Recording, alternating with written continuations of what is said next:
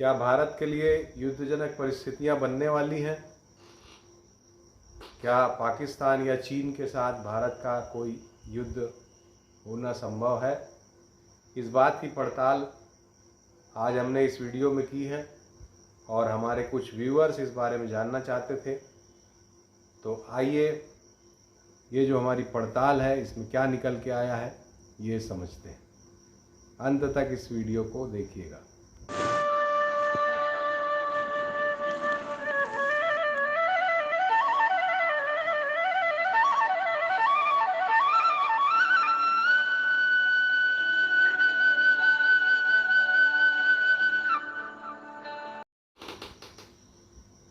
नमस्कार दोस्तों, astro live channel पे मैं डॉक्टर अनुराग तिवारी आप सभी का बहुत बहुत स्वागत और अभिनंदन करता हूं।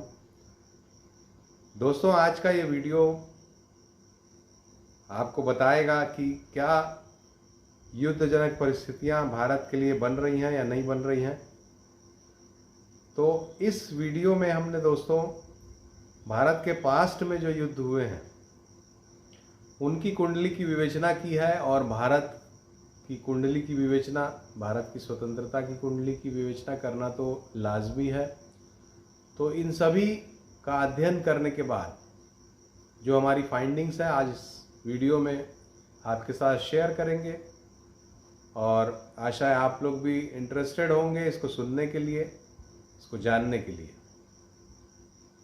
अगर अभी तक हमारे इस चैनल को आपने सब्सक्राइब नहीं किया है तो इसको सब्सक्राइब कीजिए। आप देखिए वीडियो में ही सब्सक्राइब का एक बटन जो राइट कॉर्नर में दिख रहा है आपको, उसको टच करिए और सब्सक्राइब का बटन दबाइए, पुश करिए उसको, बेल आइकॉन को भी पुश करिए ताकि हमारे वीडियो के लिंक्स आपको मिलते रहें। दोस्तों, भारत की कुंडली की सबसे पहले विवेचना करते हैं और उसके इम्पॉर्टेंट पॉइंट्स आपसे डिस्कस करता हूं शॉर्ट में। ये भारत की कुंडली आप देखिए, वृषभ लग्न की कुंडली और कर्क राशि है भारत की, और बड़ी ही अलग तरह की कुंडली ये है। इसमें लग्न में राहु है, सप्तम में केतु है और ये लग्न का राहु ही हमारे देश की सारी समस्याओं की जड़ में है, करप्शन की जड़ में है। करप्शन जो कि भारत के लिए सबसे घातक अभी तक सिद्ध हुआ है और सिद्ध होता जा रहा है। तो ये राहु की वजह से है। सारी सांप्रदायिकता जो है वो भी इस राहु की वजह से हमारे देश को झेलनी पड़ती है। तो लग्न में राहु, सप्तम में केतु, दूसरे भाव में मंगल है और छठवें भाव में तुला राशि में बृहस्पति की स्थिति है। 5 ग्रह कर्क राशि में बैठे हुए हैं जैसा कि आप देख सकते हैं। तो इस कुंडली में अगर पराक्रम भाव, क्योंकि युद्ध के लिए पराक्रम जरूरी है, और पराक्रम भाव में कर्क राशि है और वहाँ 5 ग्रह बैठे हुए हैं, इसी वजह से भारत को कई बार युद्ध की परिस्थितियों में जाना पड़ा। अपने स्वतंत्रता 47 में मिलने के बाद से भारत पाकिस्तान से बहुत सारे युद्ध कर चुका है, चीन से भी युद्ध कर चुका है।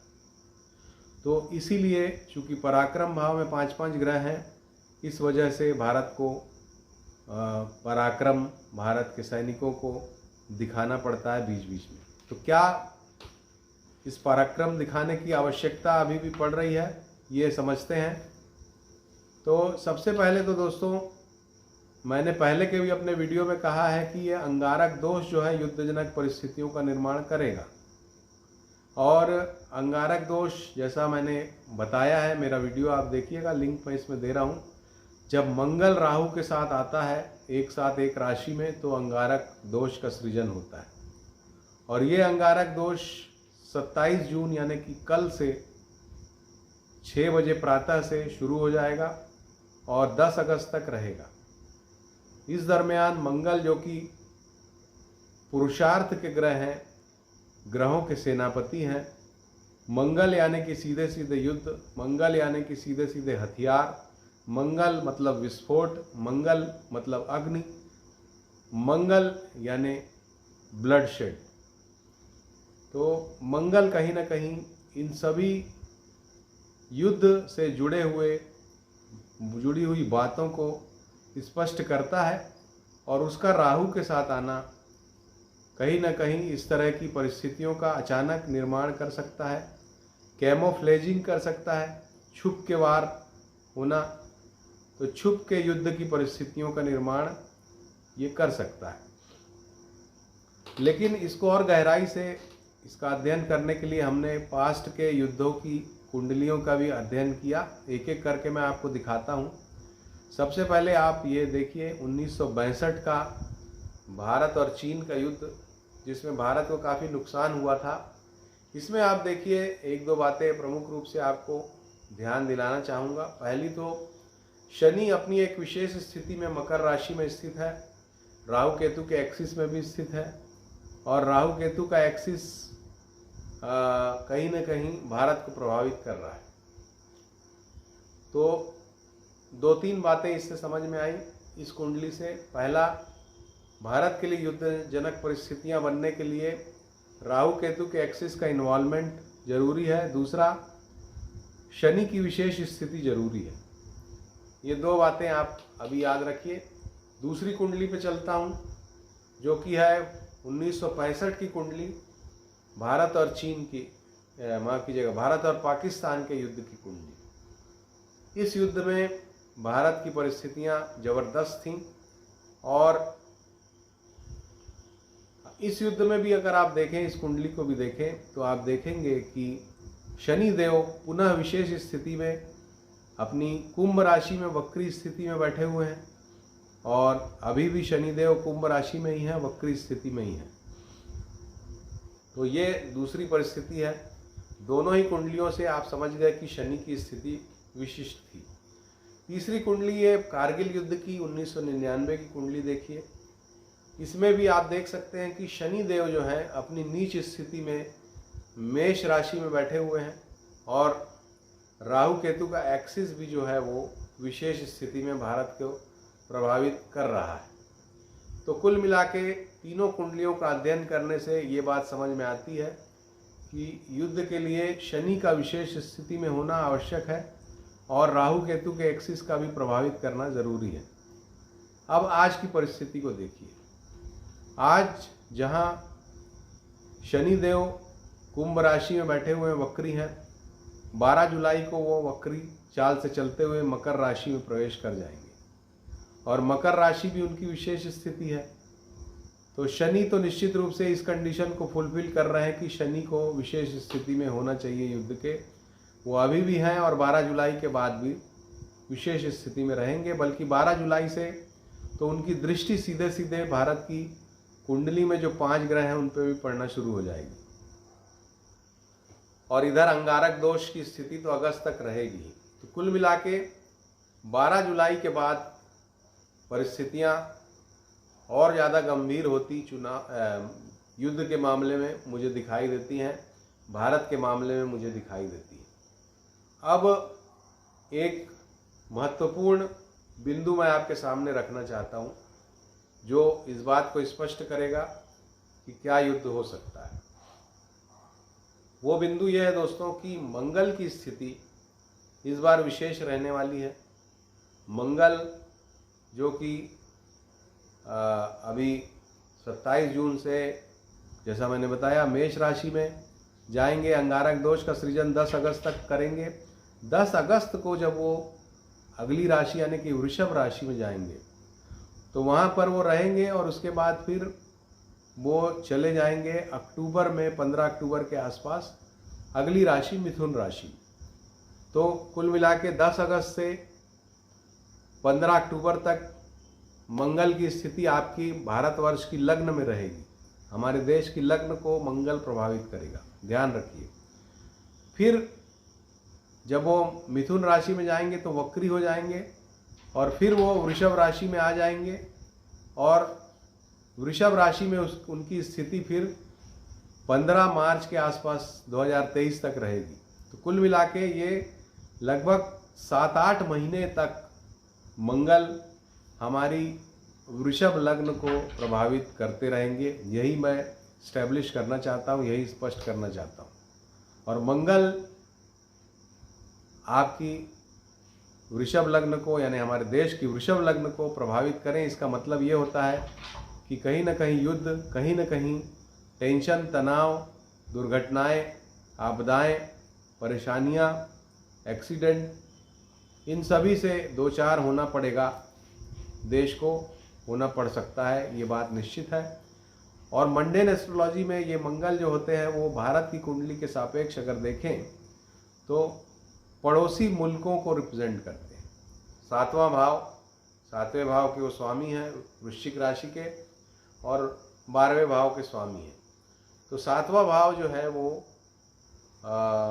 निश्चित रूप से पड़ोसी मुल्कों को रिप्रेजेंट करता है, पड़ोसियों को रिप्रेजेंट करता है, और 12वां भाव विदेश है। तो कुल मिला के मंगल टोटलिटी में भारत के सापेक्ष हमारे पड़ोसियों को इंगित करते हैं, रिप्रेजेंट करते हैं, और उनका हमारे देश की लग्न को प्रभावित करना ये इंडिकेट कर रहा है निश्चित रूप से कि भारत को मार्च 2023 तक पड़ोसी मुल्कों के मामले में बहुत अलर्ट रहने की ज़रूरत है, बहुत सावधान रहने की ज़रूरत है।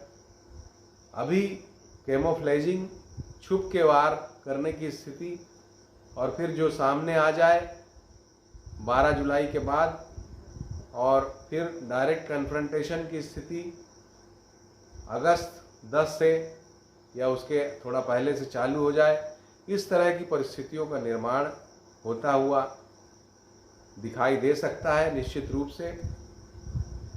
तो पड़ोसियों से तनाव बढ़ेगा, फुल फ्लेजेड युद्ध भी हो सकता है, क्योंकि ये लंबा है कार्यकाल, ये जो परेशानी है ये लंबी है, ये मार्च 2023 तक आपको लेके जा रही है।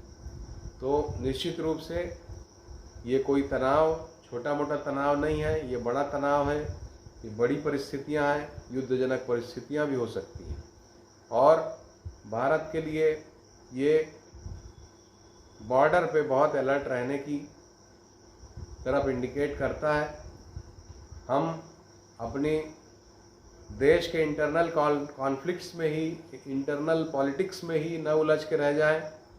हमारा ध्यान सीमाओं पर होना बहुत ज़रूरी है इस समय, क्योंकि वैसे ही भारत की इकोनॉमी की स्थिति, जैसा कि न्यूज़पेपर्स में आता रहता है, आर्टिकल्स आते रहते हैं, उसके आधार पर बहुत अच्छी नहीं है। ऐसे समय में कोई युद्ध का होना या किसी प्रकार का अन्य दबाव होना हमारे देश को और भी ज़्यादा परेशानी में न डाले। इसके लिए आवश्यक है कि हमारी सेना बॉर्डर पर पूरी मुस्तैदी से रहे, पूरी अलर्टनेस से रहे, और पड़ोसी मुल्क के किसी भी दुस्साहस का मुंह तोड़ जवाब दे दे, मामले को वहीं ख़त्म कर दे। तो दोस्तों, हमारी इस एनालिसिस से ये बात स्पष्ट समझ में आई कि भारत के लिए परिस्थितियां असामान्य हैं।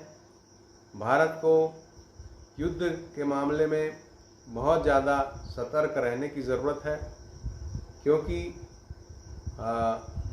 भारत के लिए जो महादशा भी इंगित कर रही है, गोचर भी जो इंगित कर रहा है, वो यही इंगित कर रहा है कि कहीं ना कहीं हमको विदेशी मुल्कों से, पड़ोसी मुल्कों से बहुत सावधानी रखना ज़रूरी है।